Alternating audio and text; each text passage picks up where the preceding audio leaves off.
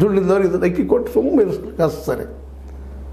ಈ ವಲಸೆ ಹೋಗೋ ಗತಿ ಏನು, ಮುಂದೆ ಇವ್ರ ಭವಿಷ್ಯ ಏನು ಅಂತ ಕಲ್ತಿದ್ದಾರೆ. ಇಲ್ಲ ಅಂತಲ್ಲ, ಕೆಲವೊಬ್ಬರು ಕಲಿಲಾರದವರು ಇದ್ದಾರೆ. ಗೋವಾದಲ್ಲಿ ಹೋಗಿ ಪಾಪ ಗೋವಾ ಆಗಿರ್ಬೋದು, ಮಹಾರಾಷ್ಟ್ರಕ್ಕೆ ಒಂದು ದಕ್ಷಿಣ ಮಹಾರಾಷ್ಟ್ರ ಆಗಿರ್ಬೋದು, ಕರ್ನಾಟಕದವರು ಕೆಳಗೆ ದಕ್ಷಿಣ ಕರ್ನಾಟಕ ಆಗಿರ್ಬೋದು, ಅಲ್ಲೆಲ್ಲ ಹೋಗ್ತಾಯಿದ್ದಾರೆ. ಅನುಕೂಲಗಳು ಎಲ್ಲಿ ಸಿಗ್ತಾರೆ ಹೋಗ್ತಾಯಿದ್ದಾರೆ. ಪಾಪ ಉದ್ಯೋಗ ಇಲ್ಲ, ಅವ್ರ ಬದುಕಿ ಒಂದು ನರಕ ಆಗ್ಯದ. ಗಂಡ ಮಗ ಇದ್ರೆ ಎಲ್ಲೂ ಕೂಲಿ ನಾಲಿ ಮಾಡ್ತಾನೆ. ಹೆಣ್ಣುಮಗಳು ಹೋದ್ರೆ ಪಾಪ ಅವ್ರದ್ದು ಪರಿಸ್ಥಿತಿ ಹೆಂಗದ್ರಿ. ಗೋವಾ ಆಯಿತು, ದಕ್ಷಿಣ ಮಹಾರಾಷ್ಟ್ರ ಆಯಿತು, ಕರ್ನಾಟಕದವರು, ಆಂಧ್ರ ಕೆಲವೊಂದು ಕಡೆ ಆಗಿರ್ಬೋದು. ಹೆಣ್ಮಕ್ಳು ಹೋದ್ರೆ ಏನು ಮಾಡ್ತಾರೆ ಅವರು? ನಿಮಗೆ ಗೊತ್ತದ, ಹೇಳೋ ಅವಶ್ಯಕತೆ ಇಲ್ಲ. ಅನೇಕ ಹೆಣ್ಮಕ್ಳು ವೇಶ್ಯಾವೃತ್ತಿ ಇಲ್ಲದ ನಾವು ಸಾಕಷ್ಟು ನೋಡಿದ್ದೀವಿ. ಇದಕ್ಕೆ ಕಾರಣ ಅಂದ್ರೆ ಹೊಟ್ಟೆ ಸಲುವಾಗಿ ಪಾಪ ಹೋಗ್ತಾ ಇರ್ತಾರೆ. ಇದು ಸರ್ವೆ ಮಾಡಿಸ್ಬೇಕಾಗಿದೆ ಅಷ್ಟಲ್ಲ, ಇದು ಪರಿಹಾರ ಹುಡುಕಬೇಕು. ಸರ್ವೆ ಸಾಕಷ್ಟು ಮಾಡಿಸ್ತಾ ಇದ್ರಿ, ಈಗ ಸರ್ವೆಗಾಗಿ ಶುರು ಮಾಡಿದಿರಿ, ಒಳ್ಳೆ ಕೆಲಸ. ಇನ್ನು ಅದು ಬಂದ ಮೇಲೆ ಇನ್ನೂ ಏನೇನು ಗೊತ್ತಿಲ್ಲ.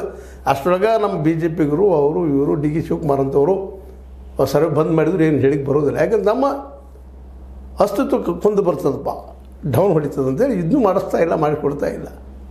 ಹೋಗ್ಬಿಡ ಬಂದಷ್ಟು ಮೀಸಲಾತಿ ಬದುಕ್ತಾ ಇದ್ರೆ ಯಾವುದೋ ಮೂಲೆಯಲ್ಲಿ ಅಂದರೆ ಅದನ್ನೂ ಮಾಡಿಕೊಡ್ತಾ ಇಲ್ಲ.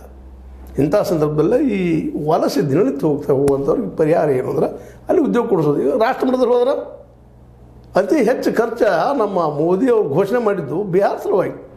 ಅವರು ಘೋಷಣೆ ಮಾಡಿದ್ದು ಇಲ್ಲಿ ಕೊಟ್ಟಿದ್ದು ನೋಡಿದ್ರೆ ಪ್ರತಿ ವರ್ಷ ಹೆಚ್ಚು ಕಡಿಮೆ 90,000 ಕೋಟಿಯಿಂದ 1.5 ಲಕ್ಷ ಕೋಟಿಯವರೆಗೆ ಅವರಿಗೆ ದುಡ್ಡು ಹಂಚ್ತಾ ಇರ್ತಾರೆ. ಬಟ್ ಅವರಿಗೆ ಆ ಯೋಜನೆ ಈ ಯೋಜನೆ ಒಂದೊಂದು ರಾಜ್ಯಕ್ಕೆ, ಕರ್ನಾಟಕ ಇರಲಿ, ಬಿಹಾರ ಇರಲಿ, ಬಿಹಾರ ಮತ್ತು ಉತ್ತರ ಪ್ರದೇಶ ಹೆಚ್ಚದ ಅಂದಾಜೊಂದು ಹೇಳ್ತಾ ಇದ್ದೀನಿ ಇವತ್ತು ನಿಮಗೆ. ಇಷ್ಟು ದುಡ್ಡು ಹಂಚಿಯೂ ಅವ್ರು ವಲಸೆ ಹೋಗ್ತಾ ಇದ್ದಾರೆ.